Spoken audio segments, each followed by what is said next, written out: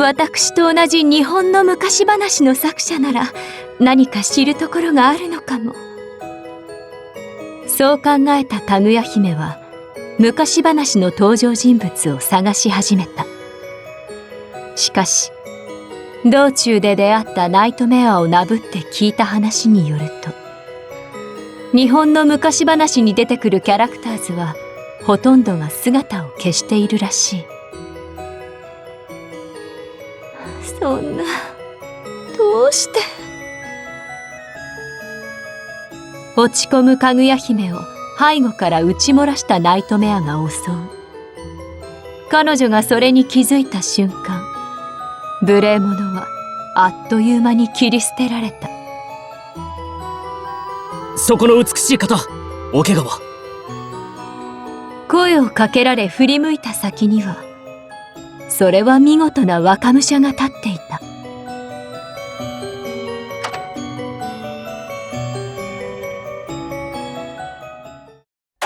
ぼーっとしているとナイトメアが来るぞ。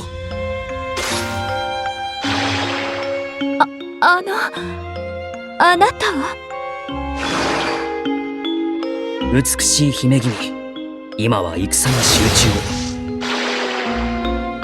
を。我が名は敵を討ち取ったその時に。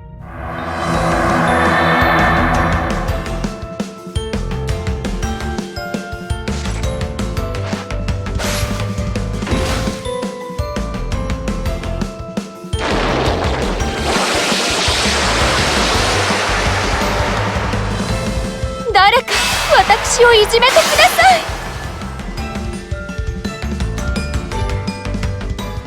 い。それがしは桃太郎と申す者なり。かぐや姫の前にひざまずいた若武者は有名な鬼退治の話の主役を名乗った。まあ、私はかぐや姫と申します。なんとかようなところで日本一古き話の姫君に出会えるとは光栄にございます。桃太郎とかぐや姫は同類に会えた喜びですぐに打ち解けた。桃太郎曰く、日本の昔話の登場人物たちはその多くが石化してしまったのだという。石化した皆様に共通する点はございますか？かぐや姫の問いに桃太郎はうなずいた。作者不詳。石化したのはそう言われている者たちであった。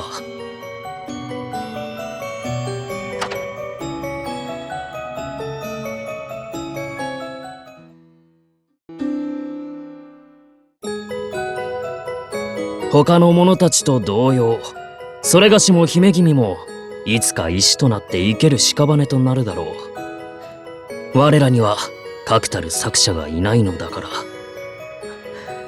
ら。だからその時までお手合わせ願いたい。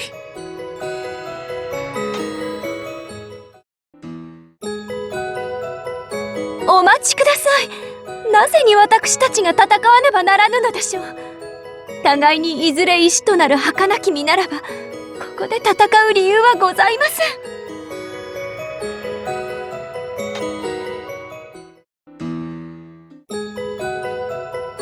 ん。それがしは桃太郎、鬼退治を定めとする者。戦いこそ我が生まれし存在理由。ならば最後まで戦いに戦って殺し尽くさねばなりますまい。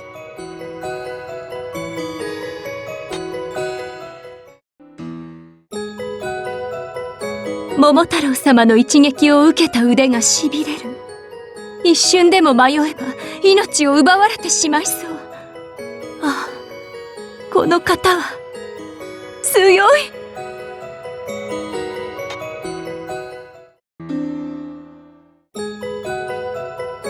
簡単に死してくれるなよ、月の姫。それがしは一目で分かり申した。空という異界から来たあなたこそ、それがしの最後の鬼退治にふさわしい。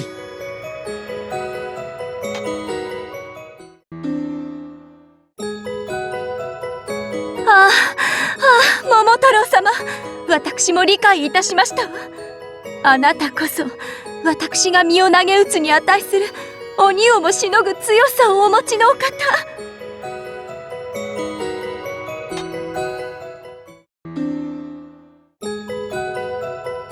あなたのように強く美しき気高き姫を贈り物ごときで籠絡しようなど、都の金立ちはアホの群れよ。我らのように異常な生まれの者たちには力こそが生きる証明であるというのに。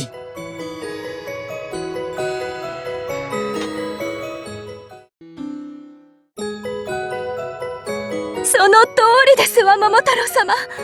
私は私の力を出し切って、その上でせめてなぶって恥ずかしめて欲しかったのです。そうすることでうつろな存在である私は初めて生を感じられるのだから。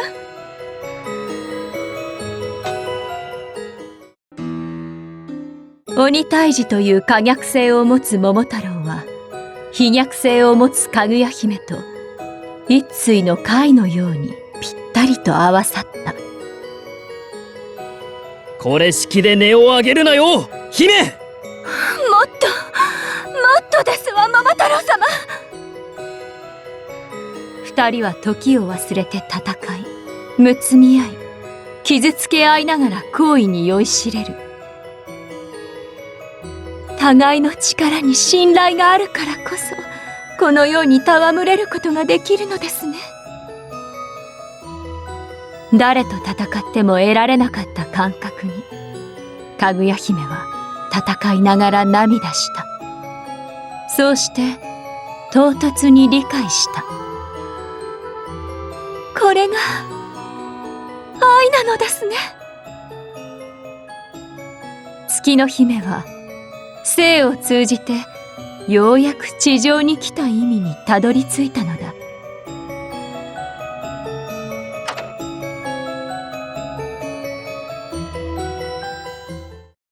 愛しています、桃太郎様。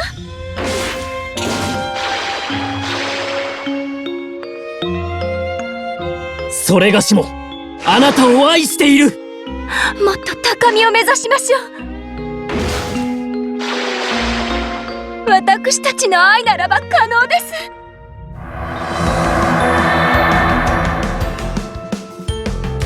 ああ、姫、それがしは幸せ者だ。あなたと出会ってそれがしは満たされた。これで体のほてりは収まりません。いつの間にか桃太郎の体から光の粒が立ち上っていた。それらが増えるにつれてたくましい体が透け始める。桃太郎様、これは一体。すまない、それがしはここまでだ。桃太郎は姫の白い頬を両手で包んだ。欲望が満たされたものは光の粒となって消える。これがこの世界のルールなのだ。そんな、桃太郎様。あなたを満たせなくてすまない。忘れないでくれ、かぐや姫。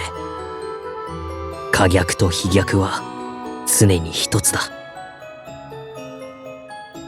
かぐや姫の瞳から流れる涙に唇を寄せたまま、桃太郎は光となって消えた。